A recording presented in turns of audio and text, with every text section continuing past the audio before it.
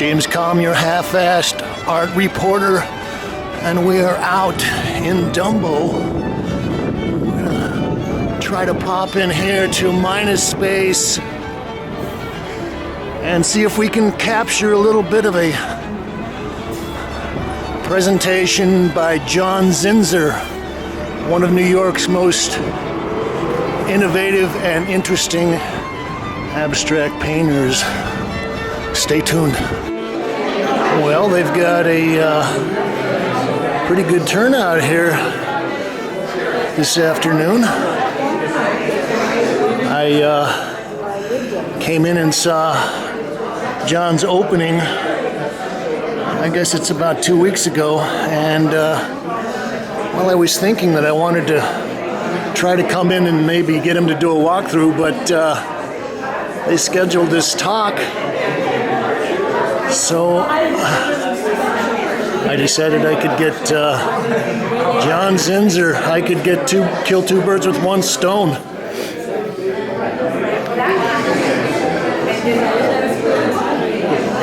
Well, as I said, John has been a presence here in the New York painting world for about the last 3 decades. And well, he's also had, or he's been presented down here at MINUS SPACE in group shows and some other events. So we're just going to give you, hi Leslie, we're going to give you kind of a quick run through of some of the paintings.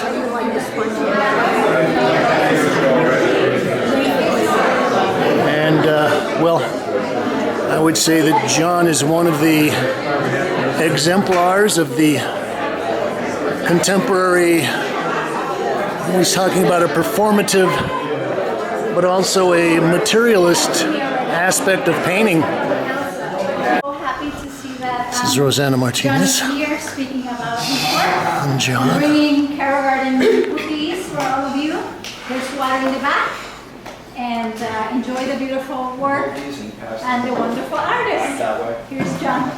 All right, John Zinsser. We're sorry that Matthew Delegate is not here today because he's laid up with the flu. We'll be at his funeral in a few days. He didn't get his flu shot. Thank you, so many of you, for coming out to see us today. We had the opening for this exhibition January 6th, which was or is going to go down on record as the coldest night of 2018. A few of you were here that night. Thanks for the double duty, Joe and Shirley. So it was forbidding and no subways were running, and there was a frigid lake effect coming off of the New York harbor. So it was a demonstration for those of us who've been living and working in Brooklyn that it might be possible to get people from Manhattan to come to Brooklyn, and even to a neighborhood that is not Bushwick or Williamsburg. Matthew and I installed the show the previous Thursday during the blizzard, and it was incredibly dramatic with this 14-foot window. I'll tell you a little bit about MINUS SPACE. The gallery is celebrating its 15th year, and it's been in this location about 2 years now. And this is kind of the prime spot in Dumbo. The Valentis family believes that where fine art is, real estate and other forces will follow. But as far as MINUS SPACE, it's great to be a beacon, and especially if you come by here at night and you see these windows illuminated, as I know Alexi does on his way home from the studio. You have these 2 exterior windows which have Rosanna's succulent garden. It's actually Matthew's. Oh, really? Okay. And so there are 2 paintings in those windows on silver grounds, and this is kind of the 3rd one. It's supposed to kind of draw you in. The paintings here were made in the last 2 years. They're all dated 2018 so that we may share a moment of joyful amnesia and begin again with a fresh slate. And so, but many of them were done kind of in a spate of activity over the last, say, 6 to 8 weeks. So there is some immediacy to the way they look, including this one, which was made for this spot, knowing this window's here, knowing people come down this street at night and can kind of see it framed in this particular way. And so it takes advantage of kind of the verticality of this space in this particular way. MINUS SPACE, when he started out 15 years ago, they were in Gowanus, in a kind of studio warehouse building.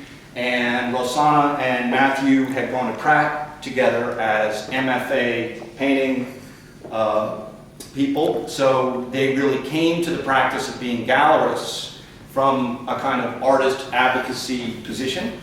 And at that time, they began to develop a program that was very specific in terms of reductive art. Matthew in particular is interested in hard-edged abstraction, certain specific color painters, and I very much like galleries that have a kind of dual track of historical and art historical interests with a contemporary program. So it was 4 years ago that Matthew Delegate approached me about working on a show about the art deal of Julian Pretto. A lot of people here know who Julian Pretto was.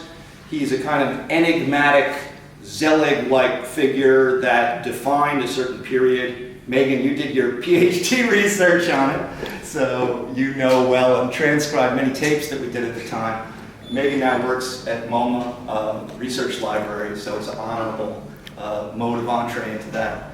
But in the case of the Pretto exhibition, Pretto had been involved in galleries in the 70s and 80s into the 90s in New York, and in particular had been the director of Speroni Westwater Fisher in the 70s, which was home to a lot of the minimalist artists and reductive painters and so forth. And when I first began doing solo exhibitions, which was 1988, I did so on Sullivan Street, where Julian Pretto had these small storefront, narrow width galleries, and he very much liked, that's Mike, who worked for Julian Pretto. I'm giving a little background. Mike was the so-called gallery boy at the time. You can see he still has the boyish demeanor.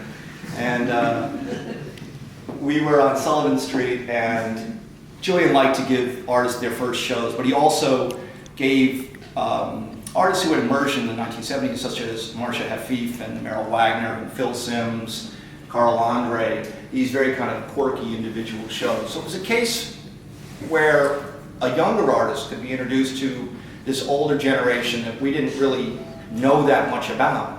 When I heard the term monochrome painting, you know, I was thinking of Malevich, maybe Ryman or Martin, but the idea that there had been this kind of reductive painting in the 70s that was about methodology, was about materials, was really about a certain set of philosophical issues, was a kind of education through exhibiting with that group in a multi-generational situation. Which brings me to the point that when I was talking about doing a solo exhibition here, it comes from living and working in Brooklyn now 20 years. When I see my name in a press release that says Brooklyn-based artist, I still think, is that me? Because so much of the moment that I came out of was living in Manhattan and working in Manhattan and meeting artists who were part of the downtown scene at that time. The abstract painting community is fairly small, and somebody like David Rowe, who just came in, was kind of central to that scene. So I would say those years that I was first intensely looking at abstract painting, and that would be, say, 85 through 87, up through 92, are really a very important time in post-war American abstract painting that deserves to be kind of reconsidered quite a bit. And I said to Matthew, think of my year as 1992. Like, let's just use that as a model. Not that you want to say, you know, this work is directly derivative of everything I did in 1992, but it's certainly very consistent with the set of core issues that I began with. Also, thinking about the 80s was kind of the first decade in art history of pluralism. So trying to make heads or tails of who you were going to be when there was no one dominant movement was something that you really had to find in much more kind of personal and intuitive terms. For me, abstraction held its appeal because of certain things I had done in childhood, certain things I had studied in college. That's not just art history and abstract expressionism, which spoke to me vividly, but also certain literary studies that had to do with stream of consciousness, certain things that were happening in music. And when I talk to other people in my generation, I think that that age-specific set of references really are what form us. Like, so with Mark Schenkman, for example, we're like exactly on the same page as far as shared cultural references. So that was a big part of it. But also the severity of 1970s reductive painting was kind of blown apart by the things that were happening in the 80s, when you had graffiti art showing at Patty Astor's Fun Gallery, or you had neo-expressionism showing at Mary Boone. Those paintings and painters were just as exciting to me, if not more, than the reductivist painters of the 1970s. So it was a matter of trying to find a way into a language that was expressive and personal, but followed a set of core issues. What I find a lot of people kind of in my age group, and it would include, say, for example, Dan Walsh, Richmond Burton, Kate Shepard, Mary Weatherford, is that you kind of retroactively began to educate yourself about the lineage or provenance of your own work. And what's happened to me now, 30 years into making these kind of paintings, is that they, I think, are much more conceptual abstraction than were my paintings when I was first included in the Sidney Janis Conceptual Abstraction Show of 1992. In other words, I think that I have a more distilled way of thinking about a language that really began with a kind of open, untrammeled sense of enthusiasm for materiality, process, intuition. I got into abstraction because I thought it was like rock and roll. You know, it was the place where you could do something exciting in a painting. And in our current environment, where we're looking at so much representational painting and photography-based painting, you know, I find it incredibly liberating to be involved in this language that's so self-reflexive and so visual and so material outside of those particular representational parameters. I'm willing or wanting actually kind of open things up to questions rather than give a lecture. So maybe we could jump into questions. Is it too soon? Or is that enough introduction? Does anybody have a question or something that we could kind of address? We've got a lot of Alexei? Well, I would love it if you just were to talk about, say, that big red painting, Yeah. which you started to mention that you had connected it already to the window. I would love a little bit of a kind of, if you don't mind, a kind of studio walkthrough about how you chose the width of the mark and some of the process decisions that are embedded in what we're looking at. Yeah, great. And I think that part of what Alexei is asking is also that there's so many painters in this room, and everybody knows that there's this kind of intellectual, anti-intellectual process that goes into making a painting that's successful, where you have to, you know, do the thing and then remove yourself from the thing. I had known the dimension of this space, so that the stretchers were ordered specifically knowing the dimension of the room and that this was going to be kind of the key painting. That said, I got all the other paintings made first, and I was still messing around with these studies trying to figure out how to make this painting. And I was maybe 3 weeks away from the show. So being pushed to that degree of criticality where you would have to do this kind of performative do or die thing was part of kind of what made the excitement of the painting. And I remember Matthew was getting a little bit impatient. I said, you know, I just need one more week. And what I meant was I still need to make like the major painting for the show. So to what you're saying in other terms, you know, since really the early 90s, I was making paintings with, you know, large-scale palette knives, squeegees. A lot of us were under the romantic sway of not just Gerhard Richter, but also Olitsky and color field painting and this idea of kind of, wild, phenomenological kind of effect that could go on in painting, and then how that could be distilled into a specific reductivist language. Over time, most of my paintings came to be just one color on another. So typically they would be oil over enamel, and then the degree of transparency in the oil would open up to this kind of secondary color that had a half-tone screen. Here I wanted something that was very much a kind of architectonic construction, where it would have these kind of notched corners and modes of entree into the thing.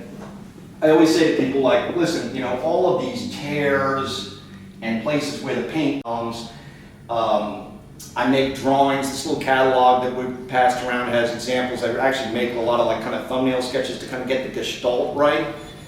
Sometimes I lay string across the painting to kind of see it beforehand. And then when it starts, like the background is painted kind of like Bryce Martin style with like a palette knife. With the red part, when I start, I'm kind of laying it out very carefully on the floor, and then they come up vertically, like all of these, while I'm painting them, there's a moment where they come up into a vertical situation, and then there's this moment of kind of crisis, where the painting is going to do what it wants, and anybody who makes paintings knows that that tension between your will, what you've been seeing in your mind as a kind of like Jungian vision 3 weeks previously, suddenly the painting has the thing that it wants to do. That's kind of driven to a moment of crisis when they come up vertically, because the paint starts to slide down and so forth, and it's kind of me against the painting. But with all of these paintings, no matter how much forethought has gone into them, no matter how many times I've used the same color scheme beforehand, what have you, there's this kind of open performative moment of crisis. Also a visual thing where you kind of have to see it. So for each of these paintings, you can see there's a clearly delineated set of ground rules. The tool is a certain width, the color scheme is so forth, there's a default geometric configuration. Nonetheless, it has to have that kind of open moment, and that's what I think kind of brings a sense of excitement to the paintings. I think it separates them from the way some other painters work, and I think that it kind of goes back to this kind of ideal of abstract expressionism, where the process aspect of it is going to kind of bring you somewhere as an experience. Questions, comments? Yes? Well, the thing I love about the show is that each of the paintings seem very individual and specific in scale and the relation of the mark to the side. Like, they're not piers, they're Right. So it feels to me with that. And so when you were thinking about installing here, was that sort of what you were aiming for? That kind Well, let's leave glossary of different ways to make these. I had thought that first of all, I think a lot of people think this space is smaller than it is because it's kind of narrow and high, and it's a little bit like having an apartment and staging it with furniture. The bigger the furniture you put in, the bigger the apartment looks. So I knew if I put a 7-foot square painting, the space would look bigger. So I said to Matthew, like, let's get a big painting, like, right when you come in. Also, think about, Matthew loves seriality, order, he loves things to be reduced. I mean, people say, name of this guy is minus space. Well, we're doing a little bit of a plus space show here. And, what Matthew would like to do is like a serial situation where like they're down one wall or something. I said, like, let's try to push it the other way where it looks like a painting show in a gallery. Like, think about, 57th Street in the 40s and 50s with, you look at these exhibition installation shots of, the Motherwell show at Janus, and they're like hanging paintings literally over the doors. Every painting he made that year in the gallery. Same thing with Sam Coops and these kind of galleries. So my first impulse was, let's hang it salon style, and we'll get like a settee, and we'll get a vitrine, we'll get, houseplants with fronds in here, we're gonna get, some velvet in here. But, you kind of go in thinking like, let's do that. And then obviously, as soon as you get like 2 paintings, you think, well, there's no more that can go here than this, you know. And with my paintings, it's funny because they have so many similarities to each other in terms of how they're made, but yet they really don't necessarily want to be next to each other because they have these strongly kind of idiosyncratic, weird personality type of things. So here, we're kind of, orchestrating things between big and small and so forth. Matthew also just kind of took a bunch of kind of small paints from the studio, and that's his install on that wall. You'll see his sense of symmetry is intact on that wall. Yes, I mean, he asked me, what do you think? So I arranged them on the floor. And of course, when I came back, they were completely different. We have done it this way. So one thing that I want to add, and I'm sorry to interrupt, but I think that what makes a nice experience is that he spends time with the artist installing. So even though, of course, he has his idea of how it should look, I think the dialogue that you guys had on that day, installing together, you bringing your ideas, I always feel like it's important to bring that. I'm usually much more like, let the gallerist knows his or her space, let her do what she wants. Mm-hmm. This time I was a little bit more, forceful about it, and I guess it changes from exhibition to exhibition. But I, for example, have no idea how high or low you're supposed to hang a painting on a wall, whereas some people like Dan Walsh are like very particular. It has to be this and that. And I was saying to Matthew, Eric Stark used to hang them, up like there because he was this, person like this. So as far as knowing that everything should be 52 inches to center and all this kind of thing, I don't know that so much. And it's always a miracle to me when I see exhibitions installed and there is this, kind of impeccable kind of rhythm between things. Here, it's really a matter of letting sort of the personality of the painting kind of find its place. So it's like trying to get, a room full of second graders to agree with each other. Yeah. So you brought up the question of working with a language that you sort of fell into, a language of 70s painting, perhaps, and materialist painting. And then later, sort of backing and realizing that there's a history to this thing. I'm curious about, so keeping faith, working with a language that has a history, has a period, has a date, keeping the faith for yourself in the sense that this really makes sense to keep working with this language. And do you see what I'm meaning there? Well, I think it's keeping the faith, but I don't like the faithful. So I don't like people who are like devotion, like I love Marcia Hafif, therefore I'm going to make this beautifully reticent brushstroke with burnt umber. My response to Marcia Hafif would be, I think it's really weird and funny, Marcia, that you start on the upper left and end on the lower right, and you do that with these repeated brushstrokes. And she will tell you, when you look at her paintings, that's not imagery, that's not illusionistic space, it's not compositional, and it's not an image of something. Same with Susan Frey-Kalm. That's a generational way of identifying a philosophy about painting. But I can say to Marcia Hafif, when I see your repeated brushstrokes going from the top left corner to the lower right corner, to me, that's a received image. I'm painting an image of a Marcia Hafif painting. It's like a pop ideology vulgarity on purpose. And in art, and in painting particularly, any anti-movement is much more a way of getting somewhere than the devotional, as you're saying, being devoted to something. I think 21st century versus 20th century, big kind of, paradigm shift, is that, the viewer brings so much to it. So that if you're looking at that painting, you can say, okay, Bryce Martin, Cold Mountain,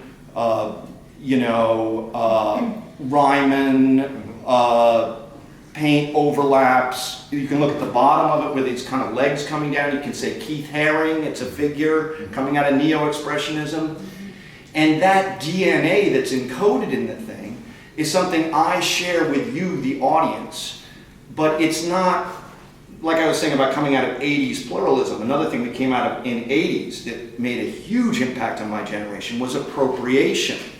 The idea that something could be wholesale torn from one context and retain the viewer identity and yet be remade in a different space and time, changed meaning and ruptured temporality. Many of the artists that are referred to by these paintings were still within the trajectory of avant-gardism. And I feel that that's something that's kind of come to an end as far as the canonical forms in painting. Wait, are you saying we should look at your paintings, you want us to look at your paintings as quotations? No, Walter Robinson. Not as directly as, say, Like Philip Taft Yeah. looking at a Barnett Newman. But Walter, what I want you to do is to have your mental slide carousel where I know how many exhibitions you've seen, and I want you to have those cross-references flashing through your mind subconsciously so that my work appears to be more valuable to you from a monetary perspective. How does that relate to the 2 or 3 hardcore materialist components mentioned in your first statement? It was so beautifully put, process and material. I don't think they're mutually exclusive. I think that you can have a painting that becomes real in its own moment without being appropriational and quotational. That still carries with it the forms, the ghosts, the archetypes of those things that we've all so obsessed upon.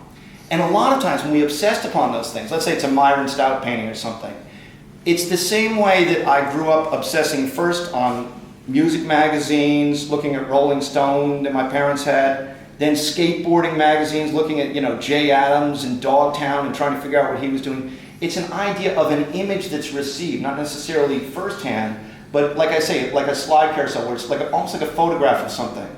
And I think this when I see, for example, a painter such as John Zinsser, I think it's kind of the ghost of the thing before, reified, but a painter that is reifying it through making a painting where he's in the here and now. And I think that separates it a little bit from appropriation and sort of 80s era thinking about that kind of stolen authorship or identity or form. So Robert Ryman would be the freest of all these associations. Well, Ryman is free until you look at any one painting of his and you realize how specific it is.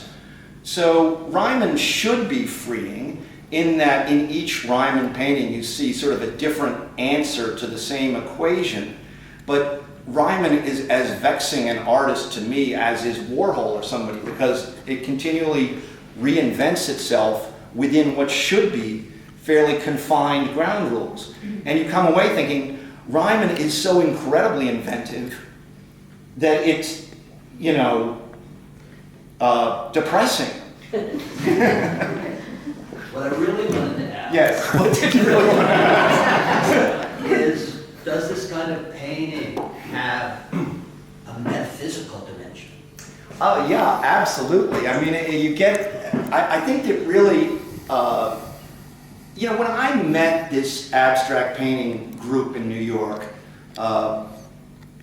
Stephen Ellis and David Rowe and Stephen Westfall, these people were deeply vested in this, not just intellectual, but a kind of romantic belief system that fully embraced every level of thought, from the highest kind of ego-based thought to the lowest kind of id-based, guttural, material reaction.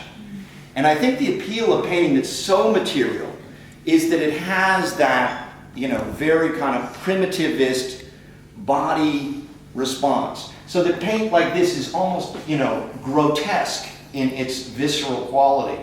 And that's something that is bodily, as opposed to, looking at a photograph or a print. So I think that one thing that runs through oil painting, you know, from its earliest Western traditions, where it's used to double as flesh, for example, it has this association that is both high and low, ugly and beautiful. Oil paint also has this incredible mimetic relationship with the world, where even though these paintings are not representational paintings, oil paint, by its very nature, represents the world. So I find that quality is there as well. But metaphysical absolutely is what I'm trying for, and what I genuinely feel. I think also you have a studio situation which is based on ritual, and I'm sure this is true of representational, abstract painters, what have you, where you try to get to a place where you are not thinking at the time that you're finally making the thing.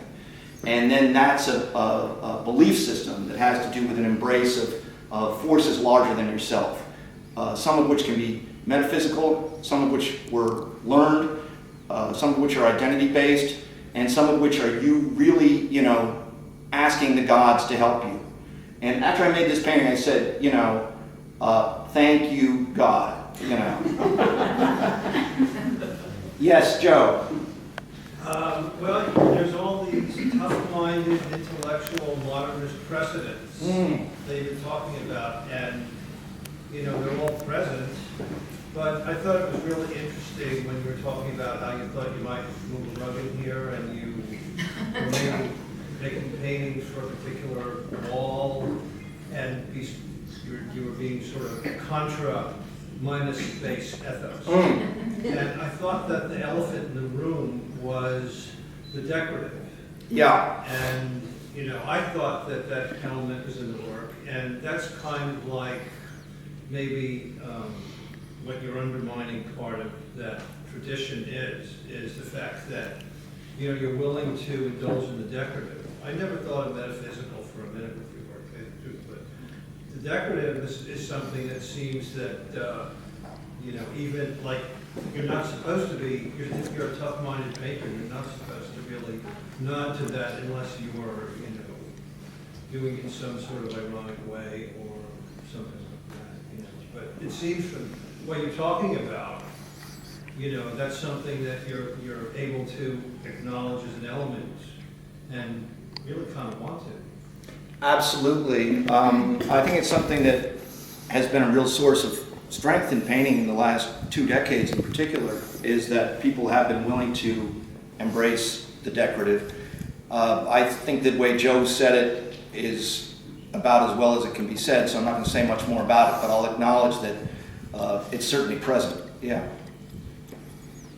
Yes? Could you tell us a bit about your color? Okay. It's funny because people say, oh, you know, people listen to me like, I like your color, you're a colorist or whatever. And like I was saying with this, is, you know, I thought of it as kind of like a vulgarity compared to, say, the palette of a Marcia Heffy for somebody who wears, you know, about dry pigment and glazed coats and so forth. You know, I really got into color in a very kind of utilitarian way, thinking about color as out of the tube color, chromatic color, and so forth. But then if you work over a period of years and you find yourself kind of coming back, like, you know, I've made a number of paintings in this particular color scheme, so obviously there's some kind of identity with it. I do like this juxtaposition between different types of paint. So, for example, behind Rosanna, you know, that's an industrial Benjamin Moore radiator paint. You can't buy it anymore.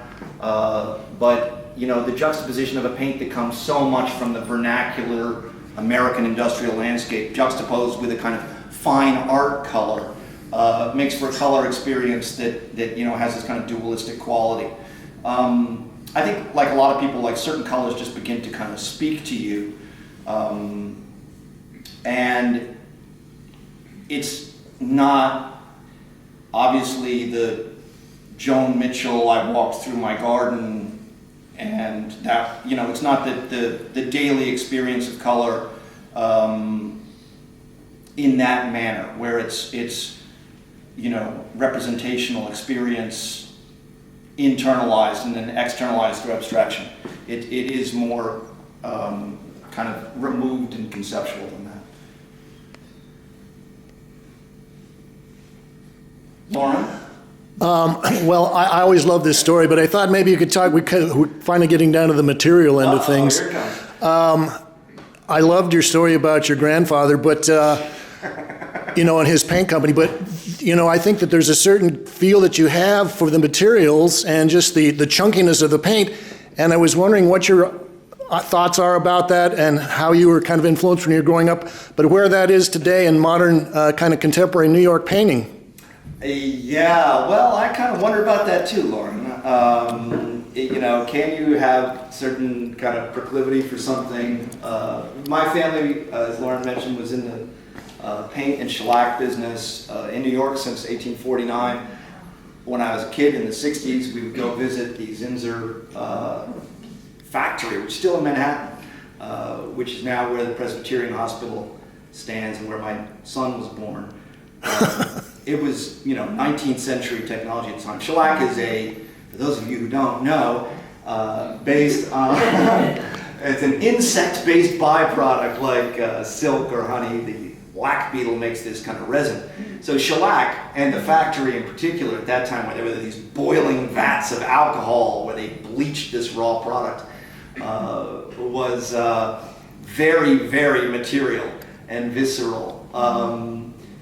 I have always loved paint. I don't know why. Many people here know, and some people are here not because of me, but not because of my grandfather, but my father, the writer. I met a woman today who said that, that's was influential to her. So my father was not in the paint business. He was in the editing and writing business, and so I get the materiality from my grandfather and the brevity from my father. And how does that relate to what you think is happening in contemporary New York painting? Contemporary New York painting, I mean, if I see a lot of materiality in, if I see a Sterling Ruby show, I'm like, wow, and I'm an easy sucker for it. But I think that it really is the language, of American large-scale painting that makes it so visceral and exciting and makes it really like real objectness, what is the subject matter of a Pollock paint, and to have something where there is that literal one-to-one identification that then can open up to larger allegorical, metaphorical meanings. It is still really, really meaningful. I have a question. Yes, Rosanna. And from what I've seen as being in the gallery, what people notice the most, and you talk about visceral experience when you were making them, and you talk about color and all these textures, is the smell. Smell is something that people mention every time that they come in. Even people that do not understand what they are smelling. Artists usually say, "Oh, this is oil paint," but the general public notices that. And the other thing that they comment that I didn't hear, if you commented on that, are the titles. Okay. Well, I told Rosanna, just tell them that it's this one painting that smells, and not the others, so that they, can bring it back to their apartment. That's right. And, but I do remember, Milton Resnick, the latter-day abstract expressionist who did these shows at Robert Miller Gallery when they were in the Fuller Building.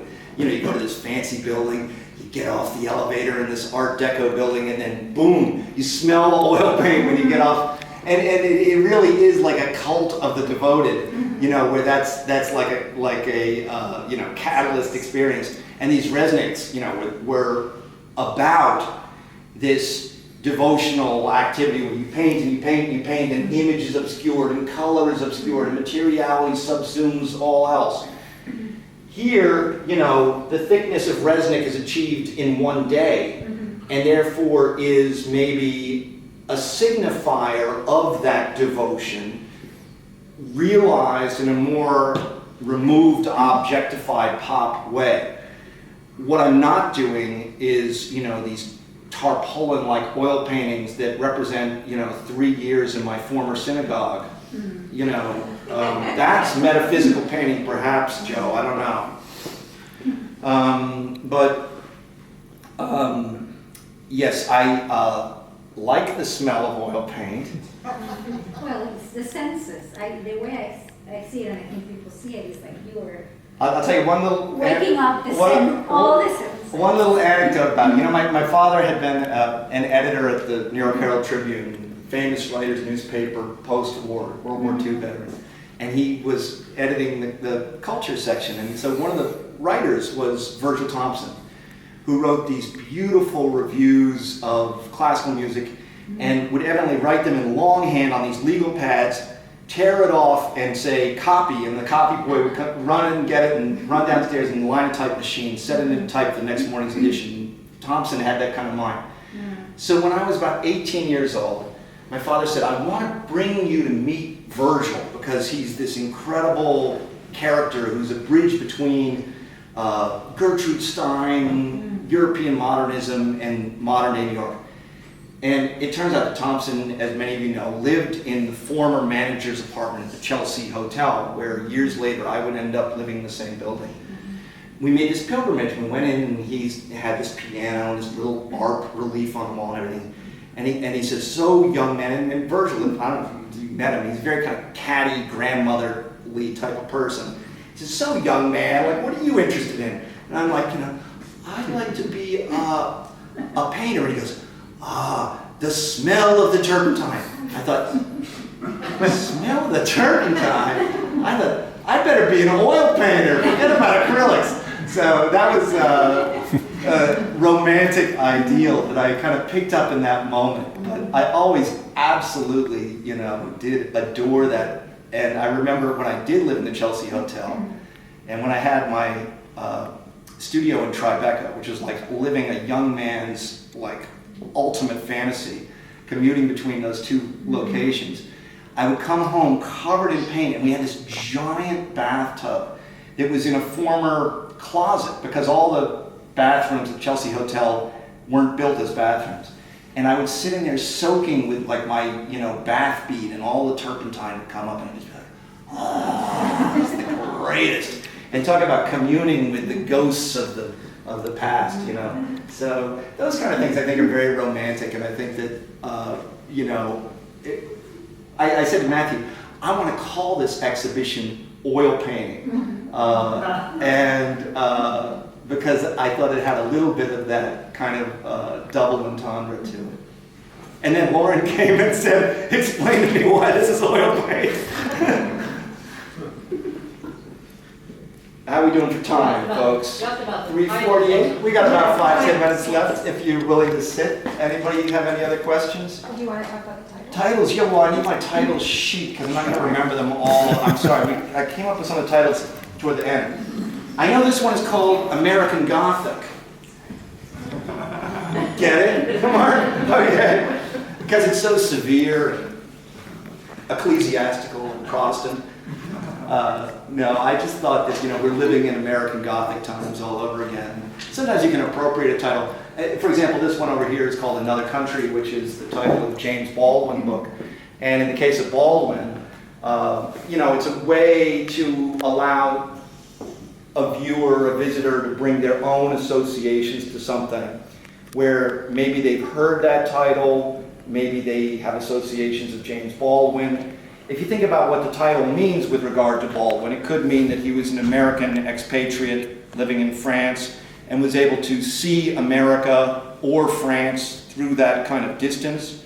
Or you could say because he was a black man or a gay man, he had a sense of another country, otherness, which is now something that's so much a part of how we think about art making and identity. Or you could say the color green, blocky forms, atmospheric space suggested by light reflecting off of silver paint is in fact landscape analogous. It's another way to represent the countryside. It is in fact, a kind of place. So those kind of associations. Now, as far as titles that I come up with myself, if I had my reading glasses, it might help. This one's called Private Letters. This one's called Missionary School. This one is called Geometry and Libido. Okay. Private letters, again, it's a kind of literary thing. I think about how those of us who like to nose around antiquarian bookstores, the form of letters that are private as opposed to something written for publication, have these particular qualities of kind of the interior self, the true self. But also, I like this idea of letter forms or grammar being present. A lot of people from the 80s into the 90s generation of abstraction, such as Jonathan Lasker, Suzanne, I remember Gary talking about crumpled alphabets one time when I went to his studio. And that always stuck with me, this idea of semiotics. So those kind of things. But with all titles, David Reed, for example, every painting has a number, and that says that it is a non-objective, non-verbal, strictly visual, chronologically, sequentially achieved object. But for me, I have this vast kind of feeling about literature, and I think people can't help but remember paintings better when they have titles. It has to do with the way our brain is structured as far as certain characteristics that are very much about the way the brain builds itself and so forth. So people really remember particular paintings thanks to the titles, but it also provides you your own bridge into something. Geometry and Libido is a bit cute, because it's a pink painting and it's kind of geometric.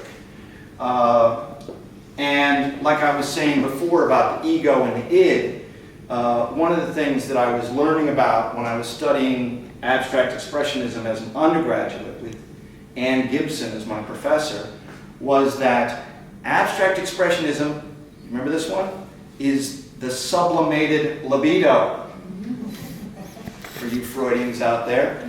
So what that means is that those forces that are sexual or instinctual, that are libidinal, are expressed in the materiality of abstract expressionism.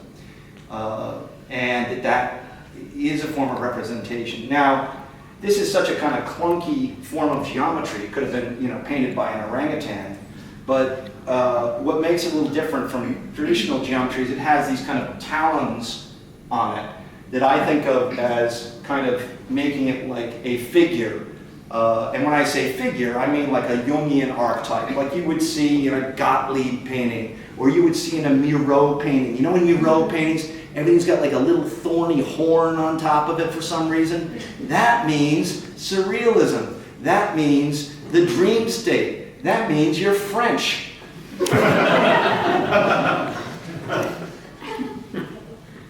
Questions?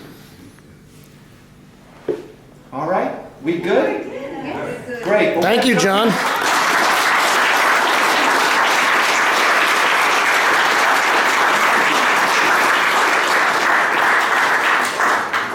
Thank you, guys. Well, it's Thank you, already Laura. February. Well, things have thinned out now, and run around and make a quick viewing of the individual pieces. This is titled Flight of Spirits, 2018 Enamel and Oil on Canvas. So as John was saying, I think the grounds are enamel, and then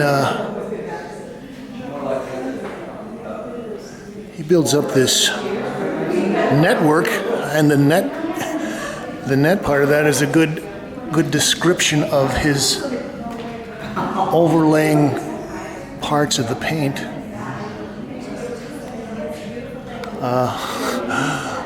I was actually teasing John a little bit. I was trying to get him to reveal his secret recipes, but he wouldn't do it like any any good painter. He's got his little secret elements and ingredients, like an alchemist that he's adding. This is titled Private Letters 2018. This is 18 by 18. Oil and enamel on canvas.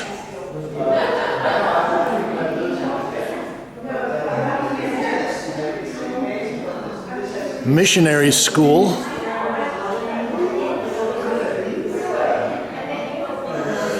Now, I was talking to him, and specifically in the question I asked, I was kind of curious about his thoughts about material painting, and particularly for, say there's a group of pretty well-recognized New York painters, and not the least of them is Jonathan Lasker, and there's even some younger painters like Trudy Benson and Russell Tyler that are working with more material aspects of the paint. Again, this is American Gothic 2018. This is 96 by 72, so this is an 8 by 6 footer.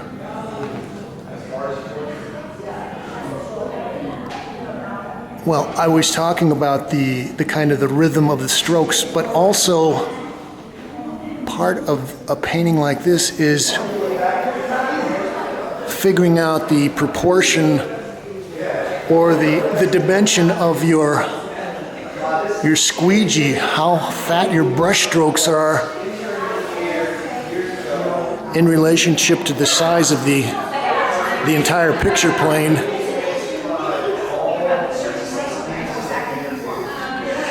And he was also talking about the areas, the gaps where the squeegeed paint doesn't reach or leaves blank. I was talking to another abstract painter. His name was Michael Norton, and he did a lot of work with rollers, and there was always kind of the gaps that were left when you use a roller, and he said those were called holidays.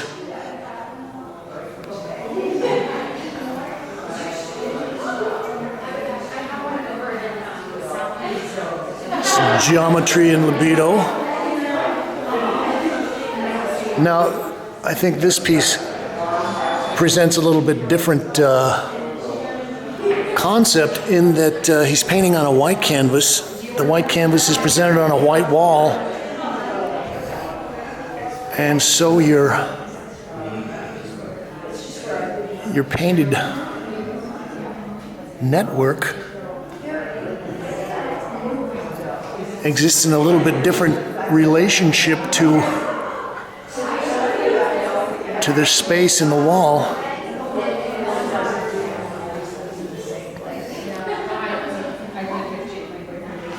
So there's a certain kind of go for it, kind of a fearless approach that you have to have, and John didn't really talk about the performative aspects of this, but I think that could be more fleshed out in maybe some other discussions.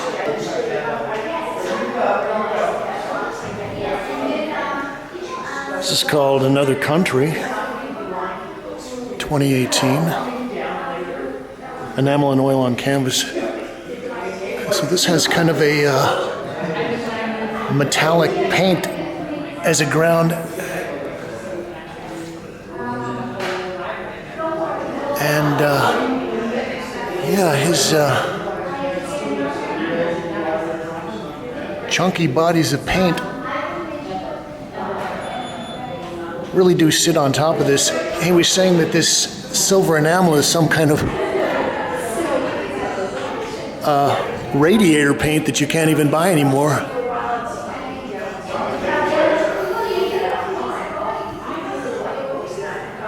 This piece is 48 by 60 inches, so that's 4 by 5 feet. Okay, we'll go and look in the back room. Well, we're in the back room at the show, and we're just going to take a look at some of John's smaller works that he's got back here. I don't have the titles, and well, this installation on the wall was done by Matthew Delegate, the director here at MINUS SPACE. Take a kind of a sweep over these. You guys, thank you so much for all your help. Look at these. And Most of these are probably yes. maybe 24 Happy to know that inches on a side. that John Gray. 24 by 28. Oh, really? Oh, really? Oh, please. And I was telling John that some of these pieces, like this one, for example, it really does have the kind of the rhythm and kind of implies the performative aspects of like the first lines of a Bach fugue or something. The strokes.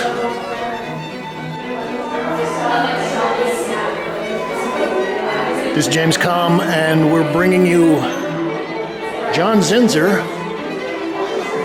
discussing his latest show, oil paintings, here at MINUS SPACE.